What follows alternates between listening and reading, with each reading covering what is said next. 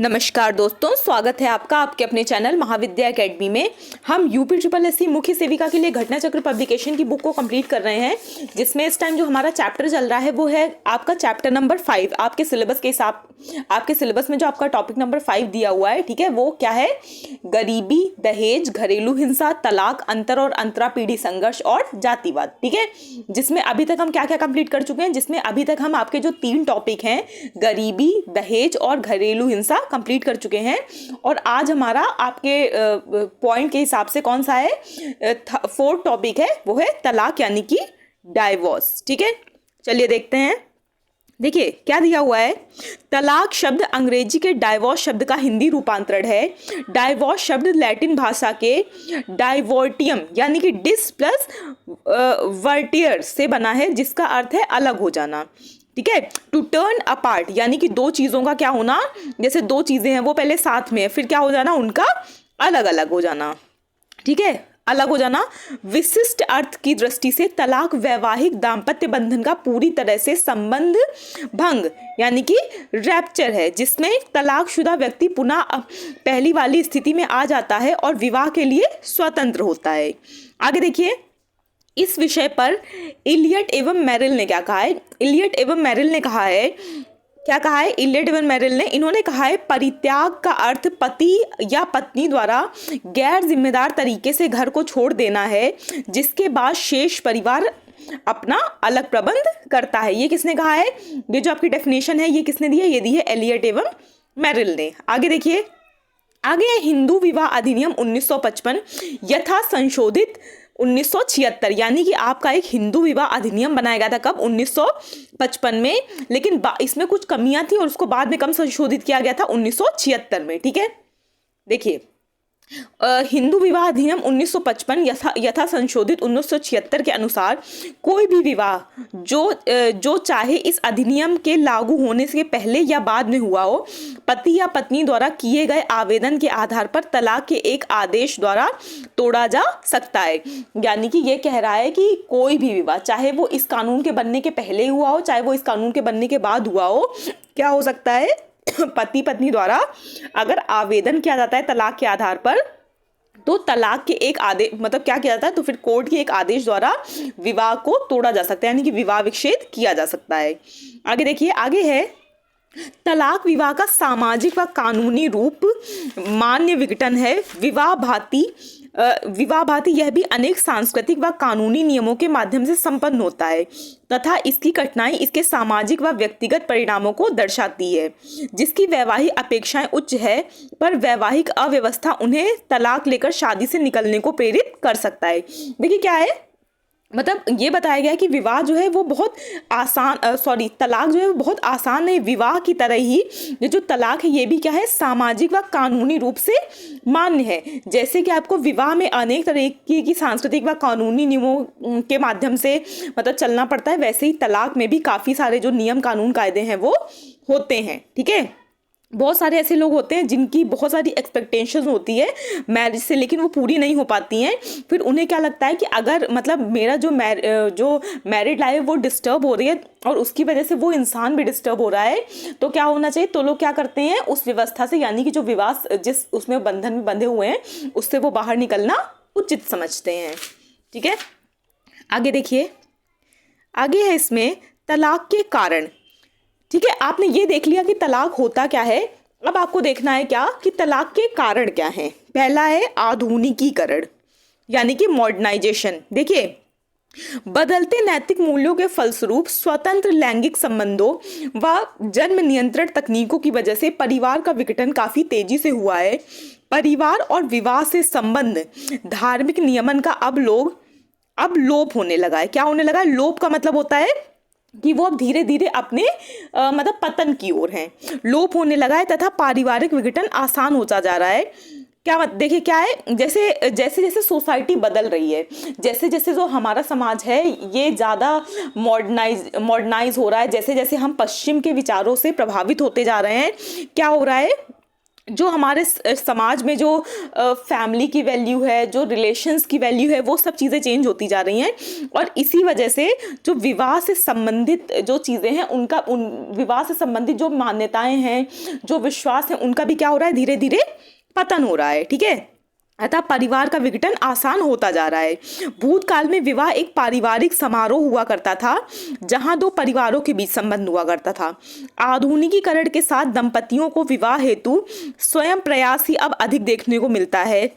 ठीक है, पहले देखिए क्या था, पहले ये होता था कि जो शादी है वो सिर्फ दो व्यक्तियों की नहीं हो रही है बल्कि दो परिवारों की हो रही है। लेकिन अब क्या है कि अब इसका संबंध मुख्यतः किस तक रह गया है, दंपतियों तक रह गया है, यानी कि जो दो लोग विवाह बंधन में बंधे होते हैं उन तक ही।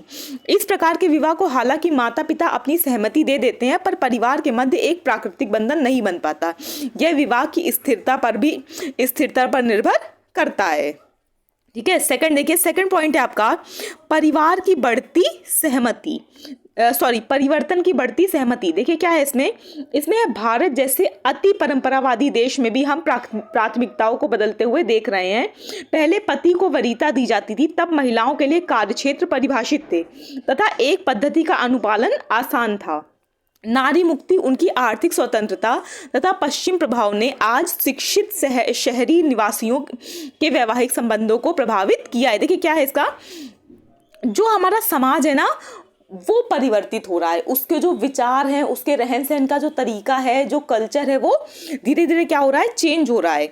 जबकि हमारा क्या समाज बहुत ज़्यादा परंपरावादी है, बहुत ज़्यादा रूढ़िवादी है। तब भी देखिए पहले क्या होता था, पहले कुछ जगह फिक्स होती थी, महिलाएं वही कर सकती, जैसे महिलाओं को मुख्य कार्य क्या था कि शादी ब्याह हो जाए, उसके बाद अपना घर परिवार देखो। ठीक है, इस तरह की चीजें मानी जाती थी। लेकिन आज क्या है, आज सबके पास बराबर की स्वतंत्रता है, बराबर के अधिकार हैं।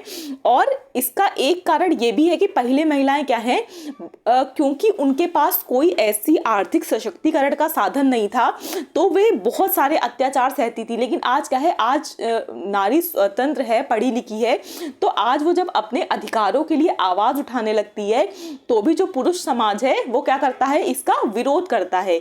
ये भी तलाक का एक बहुत बड़ा कारण है। ठीक है, आपको इस एग्जाम के लिए इतनी डेप्थ में जाने की जरूरत नहीं है, लेकिन जब आप किसी बड़े एग्जाम के लिए पढ़ते हैं तो वहां ये चीजें आपको बहुत अच्छे से समझ में आती हैं। ठीक है, जैसे अगर आपने ऐसे वगैरह पढ़े होंगे जो यूपी पीसीएस में, किसी भी स्टेट पीसीएस में या यूपीएससी के लिए, ठीक है, तो वहां आपको ये सब चीजें जानने को मिलती हैं। एक सोसाइटी वाला पोर्शन में चाहे आप देखें, चाहे किसी भी पोर्शन में देखें। ठीक है, तो ये सब चीजें क्या हैं, जो तलाक जो है वो महिलाओं के सशक्तिकरण का भी एक परिणाम है। क्योंकि जो महिला सशक्तिकरण है, ये समाज में जो सालों से चला आ रहा, वर्षों से चला आ रहा जो पुरुष वर्चस्व है उस पर आघात करता है।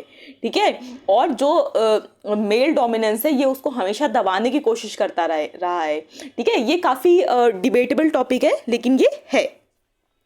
आगे देखिए, आगे है उच्च व्यक्तिगत महत्वाकांक्षा। ठीक है, क्या है उच्च व्यक्तिगत महत्वाकांक्षा, यानी कि लोग क्या है, अब के लोग बहुत ज़्यादा मतलब उनके सपने बहुत बड़े बड़े हैं, चाहे अपने लक्ष्य के प्रति, चाहे अपने करियर के लिए, किसी भी चीज़ के लिए। ठीक है, देखिए आधुनिक औद्योगिक समाज के लोग परंपरागत समाज के लोगों की अपेक्षा अधिक महत्वाकांक्षी हैं।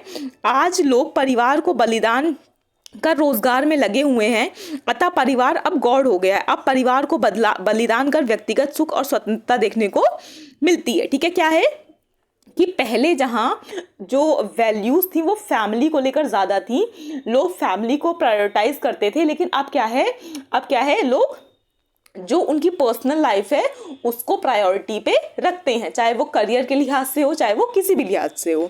आगे देखिए, आगे है छोटे परिवारों की वृद्धि। क्या है, छोटे परिवारों की वृद्धि। देखिए शहरीकरण और औद्योगिकरण के फलस्वरूप छोटे परिवारों की संख्या में वृद्धि होती जा रही है। भारतीय परिप्रेक्ष्य में परिवार की संकल्पना सदैव संयुक्त परिवार के रूप में देखने को मिलती है। संयुक्त परिवार में बच्चों पर पूरा ध्यान दिया जाता है, माता पिता के प्रति सम्मान व समर्पण देखने को मिलता है तथा युवा अपने बुजुर्गों से निर्देशन प्राप्त करते थे। सभी महत्वपूर्ण मुद्दों पर परिवार के सारे सदस्यों से सलाह ली जाती थी। संयुक्त परिवार बड़े बुजुर्गों की अपेक्षा की उपेक्षा नहीं करते। यहाँ व्यक्तिवाद का कोई स्थान नहीं होता और जहाँ तक तलाक की बात है इसका फैसला जल्दबाजी में नहीं होता। माता पिता पति पत्नी के बीच मध्यस्थता करते हैं। संयुक्त परिवार के विघटन से कई समस्याएं सामने आई है, तलाक भी उनमें से एक है। ठीक है, देखिए क्या है, आप मतलब ये कहा जा रहा है कि पहले जो बड़े परिवार होते थे, संयुक्त परिवार होते थे, वहाँ पर अगर जो कपल है उसके बीच में अनबन भी है तो क्या होता था, जो घर के बड़े बुजुर्ग है वो उन दोनों लोग को क्या करते थे, समझाते बुझाते थे कि ऐसा वैसा। ठीक है, लेकिन जब वो फैमिली है ही नहीं, जब फैमिली में सिर्फ कपल ही है, उनके बीच में अगर कोई किसी तरह का कोई डिस्टर्बेंस है, कोई विवाद है, तो क्या है, अब उनको जब समझाने वाला कोई नहीं है तो तलाक होने के चांसेस ज़्यादा हो जाते हैं। ठीक है, आगे देखिए, आगे है मूल्यों का पतन। देखिए ये आपका कौन सा पॉइंट है, 5th पॉइंट है, किसमें है, तलाक के कारणों में। देखिए लोगों के मूल्यों में काफ़ी पतन देखने को मिलता है, इससे तलाक की प्रवृत्ति बढ़ती जा रही है। आगे देखिए, आगे इसी में है भौतिक अलगाव। क्या है, भौतिक अलगाव। देखिए बाहरी उपलब्ध रोजगार अवसरों के कारण लोग गांव छोड़कर देश या देश से बाहर वाले बड़े शहरों की तरफ भाग रहे हैं। यह विदित है कि बड़े शहरों में अपने परिवारों को साथ नहीं रख पाते, अपनी लैंगिक आवश्यकताओं की पूर्ति के लिए अन्य सेवाएं लेते हैं, जैसे वैश्यालय जाना जो आसानी से उपलब्ध है। ठीक है, देखिए इसका क्या मतलब है, एक तरह से इसका मतलब ये भी हो सकता है। ठीक है, और एक मतलब क्या है, ये एक्स्ट्रा मैरिटल अफेयर से इसका मतलब, देखिए जैसे कोई एक मैरिड इंसान है, ठीक है, वो किसी कस्बे में किसी गांव में अपने परिवार के साथ रह रहा था, लेकिन उसकी कहीं बाहर जॉब हो गई। ठीक है, वो बाहर जाकर रहने लगा।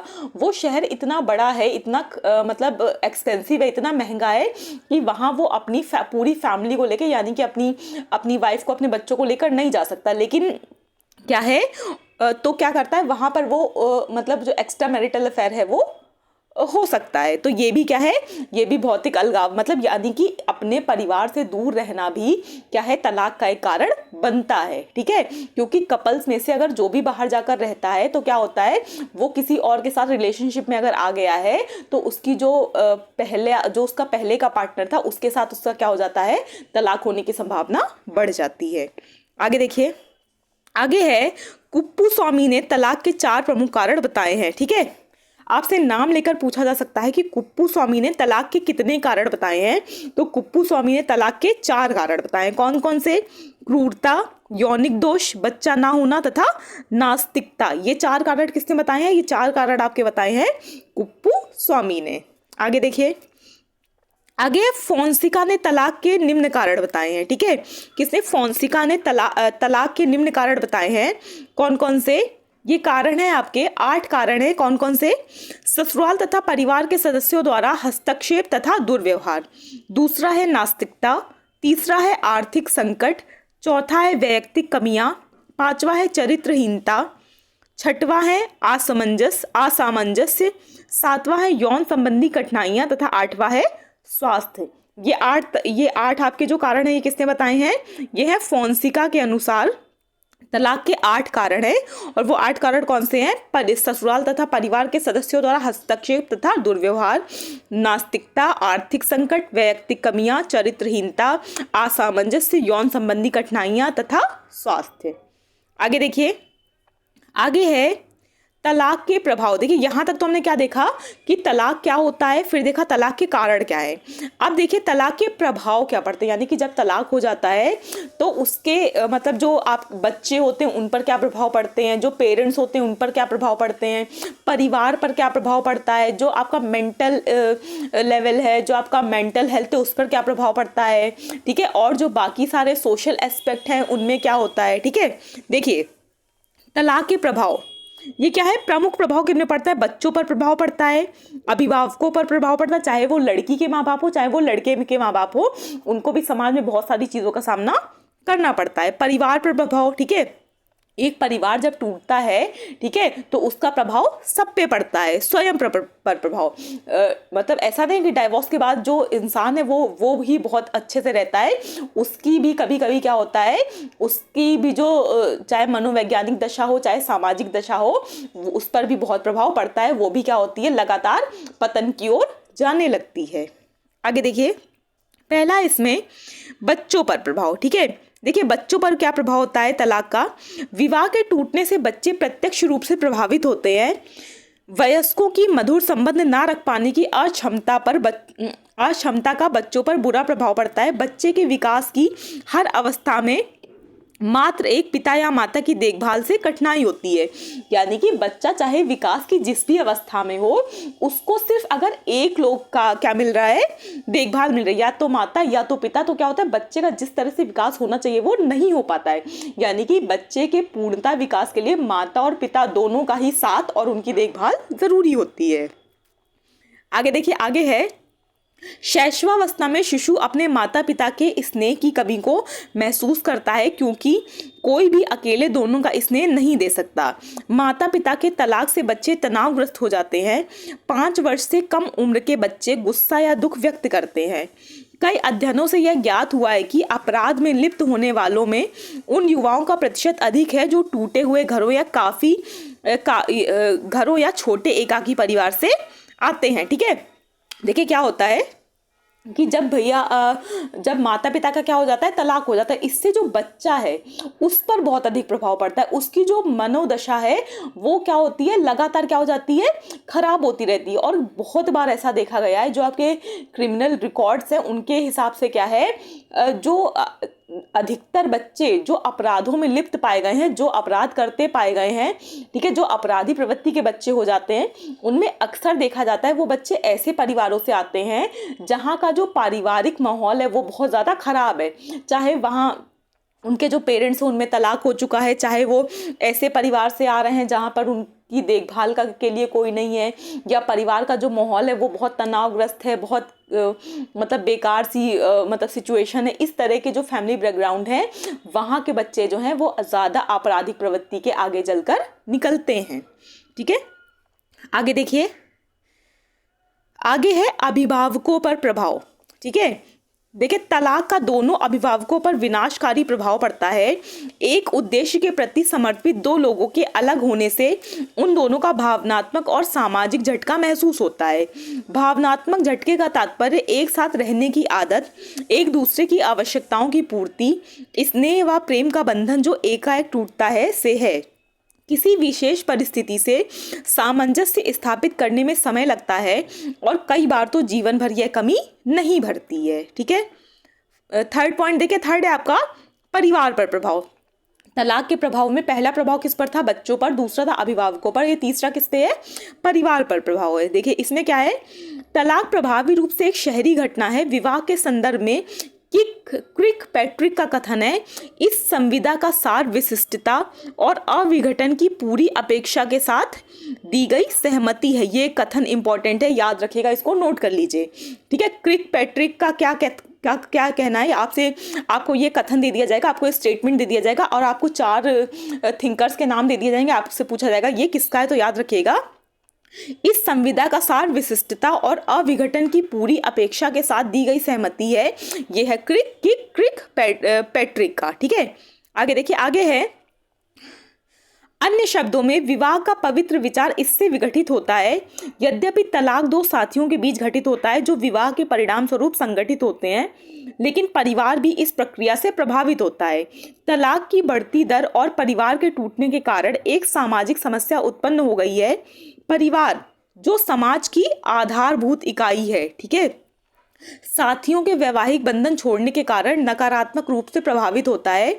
बच्चे जो परिवार का महत्वपूर्ण हिस्सा हैं, तलाक के कारण सबसे अधिक उत्पीड़ित होते हैं। तलाकशुदा व्यक्तियों के माता पिता को भी इस परिस्थिति का सामना करने में कठिनाई होती है। ठीक है, क्योंकि जब पूरा परिवार टूटता है तो चाहे लड़की के माता पिता हों चाहे लड़के के माता पिता हों, वो भी नकारात्मक रूप से प्रभावित होते हैं। आगे देखिए, आगे है तनाव। ठीक है, इसी में क्या है, ये जो परिवार पर प्रभाव है, ठीक है, देखिए ये जो परिवार पर प्रभाव है ना, इसकी भी कई सारी सब हेडिंग्स हैं। जैसे कौन कौन सी आपकी और क्या हो सकता है, तलाक मतलब इसके प्रभाव में तनाव हो सकता है, निम्न आत्मविश्वास और असफलता का बोध हो सकता है, आक्रामकता या क्रोध में वृद्धि हो सकती है। ठीक है, ये सब चीज़ें क्या हैं, और अवसाद यानी कि डिप्रेशन, कभी कभी डिप्रेशन में भी इंसान आ जाता है। देखिए इसका एक अन्य कारण क्या है, अन्य कारण है तनाव। देखिए तनाव को उस शारीरिक क्रिया के रूप में परिभाषित कर सकते हैं जो आंतरिक, मानसिक या बाह्य वातावरण के उद्दीपन से तनाव उत्पन्न करता है। तनाव में शारीरिक प्रक्रिया, हृदय गति की वृद्धि और रक्तदाब, मुंह सूखना, सांसों की तेजी आदि लक्षण महसूस होते हैं। ठीक है, देखिए ये आपका जो है ये, ठीक है, ये आपका जो स्वास्थ्य वाला चैप्टर है उसके लिहाज से भी क्या है, इंपॉर्टेंट है। क्या कि डिप्रेशन आपका एक परामर्श वाला चैप्टर है ना, जो आपको पढ़ाया गया था काउंसलिंग, ठीक है, उसके लिए ये महत्वपूर्ण है कि तनाव में क्या होता है, तनाव में शारीरिक प्रक्रिया में क्या होता है, हृदय गति बढ़ जाती है यानी कि हार्ट बीट बढ़ जाती है, रक्तदाब यानी कि ब्लड प्रेशर बढ़ जाता है, बढ़ता या घटता है, मुंह सूखना, सांसों की तेजी आदि लक्षण किसमें महसूस होते हैं, तनाव में। आगे देखिए, आगे है विवाह परिवार के सदस्यों, विवाह परिवार के सदस्य की मृत्यु और तलाक में विशेष अवसर, तलाक वे विशेष अवसर है जो सामान्य जीवन में अवरोध और अधिक तनाव उत्पन्न करते हैं। जीवन के तनावपूर्ण अवसरों का स्वास्थ्य पर बुरा प्रभाव पड़ता है। जीवन के तनावपूर्ण क्षणों की तुलना करने के लिए विकसित पैमाने पर तलाक को दूसरा स्थान प्राप्त है। इसे मानसिक तनाव पैदा करने वाला माना गया है। ठीक है, आपसे क्वेश्चन में ये भी पूछा सकता है कि तलाक को क्या माना गया है, मानसिक तनाव पैदा करने वाला, मानसिक स्वास्थ्य को अच्छा करने वाला, ठीक है, सुख प्रदान करने वाला, इस तरह के आपसे ऑप्शन दिए जा सकते हैं। आपको याद रखना है क्या, मानसिक तनाव पैदा करने वाला तलाक को माना गया है। आगे देखिए, आगे है निम्न आत्मविश्वास और असफलता का बोध। देखिए, तलाक की वजह से कभी कभी आत्मविश्वास की कमी यानी कि क्या होता है, इंसान का जो सेल्फ कॉन्फिडेंस है वो एकदम लो हो जाता है, एकदम जीरो हो जाता है, की कमी जैसे बुरे प्रभाव भी पड़ते हैं। यह व्यक्ति की दैनिक क्रियाओं में उसके प्रदर्शन को भी प्रभावित करती है। आगे देखिए, आगे है आक्रामकता या क्रोध में वृद्धि। कई बार नकारात्मक भावनाओं से मानसिक असंतुलन की स्थिति उत्पन्न होती है, जिसके परिणाम स्वरूप क्रोध व आक्रामकता बढ़ जाती है। ठीक है, ये किसमें है, ये भी आपके तलाक के प्रभाव में है। आगे देखिए, आगे है आपका अवसाद यानी कि डिप्रेशन। ठीक है, डिप्रेशन वो स्थिति होती है जिसमें क्या है, जो मनुष्य है वो हर तरह से क्या रहता है, उसको ऐसा लगता रहता है कि उसके जीवन में कुछ भी ऐसा खास नहीं बचा है, कोई भी ऐसी खुशी नहीं बची है, और वो क्या करता है, धीरे धीरे अपने आप को बहुत दबा, परेशान, एकदम अकेला फील करने लगता है, और उसको लगता है कि वो ये जो जीवन जी रहा है वो क्या है, मतलब ये जो डिप्रेशन है उसकी जब वो बहुत हायर स्टेज पे पहुंच जाता है तब है, और मनुष्य को लगता है कि उसको अपना जीवन समाप्त कर लेना चाहिए। ठीक है, इसीलिए कभी कभी आपने देखा होगा बहुत सारे ऐसे लोग हैं जो डिप्रेशन की वजह से क्या कर लेते हैं, सुसाइड तक कर लेते हैं। देखिए, तलाक को दंपति और उनके बच्चों में तनाव उत्पन्न करने वाला दूसरा प्रमुख कारण माना जाता है। यह प्रक्रिया व्यक्ति को मानसिक व शारीरिक दोनों ही रूपों से थका देती है, जिसमें कभी कभी अवसाद और पछतावे की भावना उत्पन्न होती है। देखिए, विवाह न केवल भारत में अपितु दुनिया के सभी जगहों पर अंतरंग संबंधों को मजबूती के साथ संस्थागत किया है। यह पारिवारिक जीवन का मील का पत्थर है। विवाह स्थायित्व, प्रेम का वातावरण, प्रोत्साहन, स्वीकार्यता और भरोसा उपलब्ध कराता है। तलाक की वजह से इन सभी का अर्थ समाप्त हो गया है, और इसके साथ साथ दंपतियों और उनके बच्चों पर इसका नकारात्मक प्रभाव पड़ता है। इसे नकारात्मक प्रभाव का असर दंपतियों के करीबी रिश्तेदारों पर भी पड़ता है। ठीक है, ये जो आपके सारे थे आपने कितने देखे, तलाक के जो प्रभाव थे आपने कौन कौन से देखे, बच्चों पर प्रभाव, अभिभावकों पर प्रभाव, परिवार पर प्रभाव, तनाव, निम्न आत्मविश्वास और असफलता का बोध, आक्रामकता या क्रोध में वृद्धि या अवसाद। ये सारे ही किसके प्रभाव हो सकते हैं, ये सारे ही हो सकते हैं आपके तलाक के प्रभाव। ठीक है, आगे क्या है, आगे आपका हिंदुओं में तलाक। देखिए, इसके बाद क्या है आपका हर रिलीजन के हिसाब से देखेंगे, यानी कि हिंदुओं में तलाक में क्या क्या होता है, मुसलमानों में तलाक में क्या प्रोसेस है, क्या होता है, ईसाइयों में क्या है तलाक का प्रोसेस। ठीक है, ये हम अगले वीडियो में देखेंगे। वीडियो देखने के लिए थैंक यू सो मच। जहां पर आपको लगे कि आपको रिवीजन के लिए शॉर्ट नोट्स बनाने की जरूरत है, शॉर्ट नोट्स जरूर बनाते जाइए। ठीक है, और साथ ही साथ आपका शाम को 5 बजे प्रैक्टिस सेट की सीरीज स्टार्ट हो गई है। हर रोज आपका एक 25 क्वेश्चंस का टेस्ट होगा, उसको जरूर देखिएगा, ठीक है। अब आपका टाइम आ गया है कि आप ज्यादा से ज्यादा क्वेश्चंस की प्रैक्टिस भी स्टार्ट कर दें। मॉर्निंग में आपकी थ्योरी की क्लास चलेगी और शाम को आपका प्रैक्टिस सेट आएंगे। आपके देखिए जो प्रैक्टिस सेट आएंगे ना, ये टॉपिक वाइज आएंगे। जो 25-25 क्वेश्चन आएंगे, मतलब एक एक टॉपिक से एक एक टॉपिक आपको करके धीरे धीरे करके क्लियर करा दिया जाएगा, ठीक है। वीडियो देखने के लिए thank you so much. Please like, share और सब्सक्राइब करना मत भूलिएगा। Thank you.